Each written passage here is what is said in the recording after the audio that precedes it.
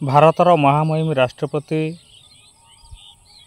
ଶ୍ରୀମତୀ ଦ୍ରୌପଦୀ ମୁର୍ମୁ ମହୋଦୟା, ଆମର ପ୍ରିୟ ପ୍ରଧାନମନ୍ତ୍ରୀ ନରେନ୍ଦ୍ର ମୋଦିଜୀ, ପ୍ରିୟ କେନ୍ଦ୍ର ଗୃହମନ୍ତ୍ରୀ ଅମିତ ଶାହଜୀ, ଓଡ଼ିଶାର ଉଦାର ହୃଦୟବାଦୀ ମୁଖ୍ୟମନ୍ତ୍ରୀ ଶ୍ରୀଯୁକ୍ତ ମୋହନ ମାଝୀଜୀଙ୍କୁ ମୋର ନମସ୍କାର।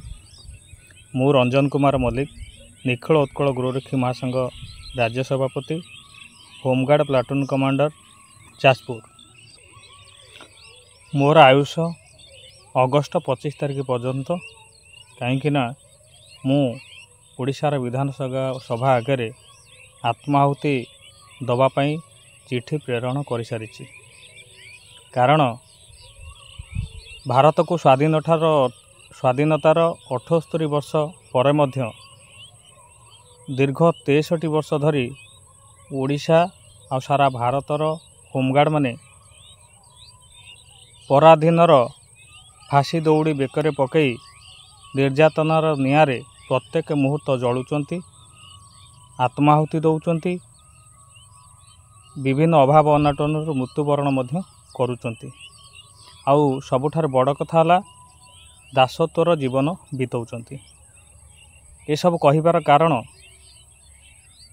ଦେଶ ସ୍ୱାଧୀନ ହେଇଛି ସତ, କିନ୍ତୁ ହୋମଗାର୍ଡ଼ ଆକ୍ଟ 1961-62 ଯେଉଁ ସ୍ୱେଚ୍ଛାସେବୀ ଅଛି, ସ୍ୱୟଂସେବକ ଅଛି, ଉକ୍ତ ଧାରାକୁ ବା ଉକ୍ତ ଧାରାର ଉପରିସ୍ଥ ଅଧିକାରୀମାନେ ତା'ର ଫାଇଦା ଉଠାଉଛନ୍ତି, ହୋମଗାର୍ଡ଼ମାନଙ୍କୁ ନିର୍ଯାତନା ଦେଉଛନ୍ତି, ଆଉ ତାଙ୍କୁ ଦିନକୁ ଦିନ ଶକ୍ତିହୀନ କରୁଛନ୍ତି, ଆଉ ତାକୁ ନିର୍ଯାତନା ପରେ ନିର୍ଯାତନା ଦେଇ ଚାଲିଛନ୍ତି। ଏହି ଘଟଣା ବା 1961-62 ଆକ୍ଟକୁ ନେଇ ଓଡ଼ିଶାରେ ହୋମଗାର୍ଡ଼ମାନଙ୍କୁ ବେଶୀ ନିର୍ଯାତନା ଦିଆଯାଉଛି। ଯେଉଁ କାରଣ ପାଇଁ ଆମେ ମାନ୍ୟବର ସୁପ୍ରିମକୋର୍ଟରୁ 2023ରେ ନ୍ୟାୟ ପାଇ ମଧ୍ୟ ତାହା ସମ୍ପୂର୍ଣ୍ଣ ନ୍ୟାୟ ଆମେ ପାଇପାରିନୁ। ଅନ୍ୟପକ୍ଷରେ ମହାମହିମ ରାଷ୍ଟ୍ରପତିଙ୍କୁ ମୁଁ ଇଚ୍ଛା ମୃତ୍ୟୁ ମାଗିଥିଲି କେବଳ ଏହି କାରଣ ପାଇଁ। ମହାମହିମ ରାଷ୍ଟ୍ରପତିଙ୍କ ପାଖରେ ମୋ ଚିଠି ପହଞ୍ଚିଥିଲା।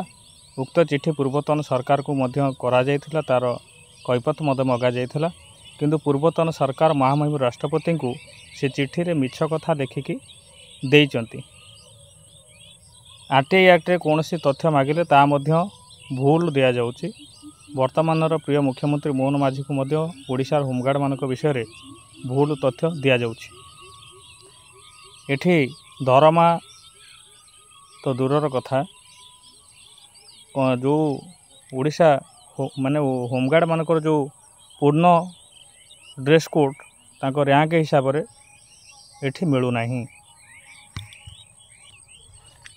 ମହାମହିମ କଥାର ଅଛି, ଲକ୍ଷେ ଶିବ ପୂଜିଲେ ପୁଅ ମିଳେ, 12 ବର୍ଷ ତପସ୍ୟା କଲେ ଭଗବାନଙ୍କ ଆଶୀର୍ବାଦ ମିଳେ ବା ବର ମିଳେ। ଠିକ୍ ସେହିଭଳି ଭାରତର ହୋମଗାର୍ଡ଼ମାନେ ବା ଓଡ଼ିଶାର ହୋମଗାର୍ଡ଼ମାନେ ଦୀର୍ଘ 63 ବର୍ଷ ଧରି ନିର୍ଯାତନାର ନିଆଁରେ ଜଳିଲା ପରେ, ଦାସତ୍ୱର ଜୀବନ ବିତାଉଥିଲା ବେଳେ, ନିର୍ଯାତନା ପ୍ରତ୍ୟେକ ମୁହୂର୍ତ୍ତରେ ନିର୍ଯାତନାର ଶିକାର ହେଉଥିଲା ବେଳେ, ଏହି ସ୍ୱେଚ୍ଛାସେବୀ ଶବ୍ଦ ଉଠାଇବା ପାଇଁ ବା ହୋମଗାର୍ଡ଼ମାନଙ୍କୁ ରେଗୁଲାର କରିବା ପାଇଁ ଭଗବାନଙ୍କ ଆଶୀର୍ବାଦ ସଦୃଶ ଆମର ପ୍ରିୟ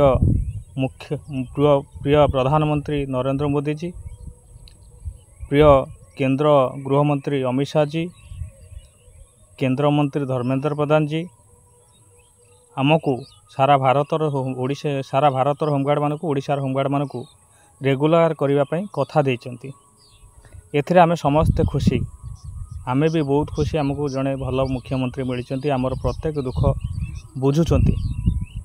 କିନ୍ତୁ ଏଠି ମାନ୍ୟବର ମୁଖ୍ୟମନ୍ତ୍ରୀଙ୍କ ବିରୁଦ୍ଧରେ ଆଉ ମାନ୍ୟବର ସରକାରଙ୍କ ବିରୁଦ୍ଧରେ କିଛି ଉପରିସ୍ଥ ଅଧିକାରୀମାନେ ଷଡ଼ଯନ୍ତ୍ର କରୁଛନ୍ତି। ଓଡ଼ିଶା ହୋମଗାର୍ଡ଼କୁ ସବୁଦିନ ପାଇଁ କ୍ରୀତଦାସ କରିକି ରଖିବା ପାଇଁ ଷଡ଼ଯନ୍ତ୍ର କରୁଛନ୍ତି। ଆଉ ଏଠି ପ୍ରତ୍ୟେକ ମୁହୂର୍ତ୍ତରେ ହୋମଗାର୍ଡ଼ ନିର୍ଯାତନାର ଶିକାର ହେଉଛନ୍ତି। ଏଠି ପ୍ରତ୍ୟେକ କ୍ଷେତ୍ରରେ ମୁଖ୍ୟମନ୍ତ୍ରୀ ସାର୍ଙ୍କୁ ହୋମଗାର୍ଡ଼ଙ୍କ ବିରୁଦ୍ଧରେ ମିଛ କଥା କୁହାହେଉଛି। ଏଥିରେ ବହୁତ ବଡ଼ ବଡ଼ ଲୋକ ଅଛନ୍ତି, ଆଉ କିଛି ଅନ୍ୟ ବ୍ୟକ୍ତି ବି ଅଛନ୍ତି। ସେ କଥା ମୁଁ ତ এই ଭିଡ଼ିଓ ମାଧ୍ୟମରେ କହିପାରିବିନି, କାରଣ ମୁଁ କହିଦେଲେ ସେମାନେ ଜାଣିଗଲେ ମୋତେ ହଇରାଣ କରିବେ। ଆଉ ମୋତେ ବାନ୍ଧିବା ପାଇଁ ମାରିଦେବା ପାଇଁ ବି ବହୁତ ଥର ଯୋଜନା କରିଛନ୍ତି। ମିଛ କେସ୍ରେ ଫସାଇବା ପାଇଁ ମଧ୍ୟ ଯୋଜନା କରିଛନ୍ତି। ମୁଁ ବହୁତ ଚିଠି ଦେଇସାରିଛି। ମୁଁ ନିରାଶ ହେଲା ପରେ ଏଇ ଆତ୍ମାହୁତି ଚିଠି ଦେଇଛି। ଆଉ ଏ ଭିଡ଼ିଓ ମାଧ୍ୟମରେ ମୁଁ ଆପଣଙ୍କୁ ଜଣେଇ ଦେବାକୁ ଚାହୁଁଛି।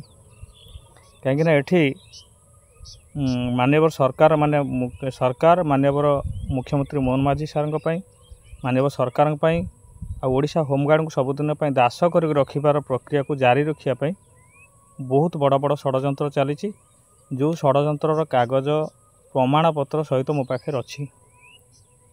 ଏ ଲଢ଼େଇ ମୋର ସରକାରଙ୍କ ବିରୁଦ୍ଧରେ ନୁହେଁ କି ଆମ ଜିଲ୍ଲାର ହାୟର ଅଥରିଟି ଆମ SP ସାହେବଙ୍କ ବିରୁଦ୍ଧରେ ନୁହେଁ। ଏଇଟା 1961-62 ମସିହା ବ୍ରିଟିଶ ଆକ୍ଟ ଆଇନ, ଯେଉଁଟାକି ହୋମଗାର୍ଡ଼ଙ୍କୁ ପ୍ରତ୍ୟେକ ମୁହୂର୍ତ୍ତରେ ତଡ଼ପେଇ ମାରୁଛି, ଯାହାର ଫାଇଦା ଉପରିସ୍ଥ ଅଧିକାରୀମାନେ ନେଉଛନ୍ତି। ସେଥିପାଇଁ ମୁଁ ଆପଣଙ୍କୁ ସବୁ କ୍ଷେତ୍ରରେ କୋର୍ଟ କଚେରୀ ମାଧ୍ୟମରେ, ନ୍ୟାୟପାଳିକା ମାଧ୍ୟମରେ ସବୁଆଡ଼େ ଫେଲୁଅର୍ ହେଲା ପରେ ମୁଁ ଏ ନିଷ୍ପତ୍ତି ନେଇଛି। କାରଣ ଏହାଦ୍ୱାରା ମୋ ପରିବାର ଲୋକମାନେ ହଇରାଣ ହେଉଛନ୍ତି। ମୋତେ ବି ମେଣ୍ଟାଲ୍ ହାରାସମେଣ୍ଟ କରାଯାଉଛି। ସେଥିପାଇଁ ମୁଁ ଏ ନିଷ୍ପତ୍ତି ନେଇଛି। ମାନ୍ୟବର ପ୍ରଧାନମନ୍ତ୍ରୀ ମହୋଦୟ, ମୁଖ୍ୟମନ୍ତ୍ରୀ ମହୋଦୟ, କେନ୍ଦ୍ରମନ୍ତ୍ରୀ ଧର୍ମେନ୍ଦ୍ର ପ୍ରଧାନ ସାର୍, ଆଉ ଅନ୍ୟପକ୍ଷରେ ଆମର ଅମିତ ଶାହ ଜୀଙ୍କୁ ମୁଁ ଅନୁରୋଧ କରିବି, ଯେତେ ଶୀଘ୍ର ହୋମଗାର୍ଡ଼ମାନଙ୍କର ଏଇ 61-62 ମସିହା ଆକ୍ଟ ହଟିବ, ଆମେ ଖୁସିରେ ରହିବୁ।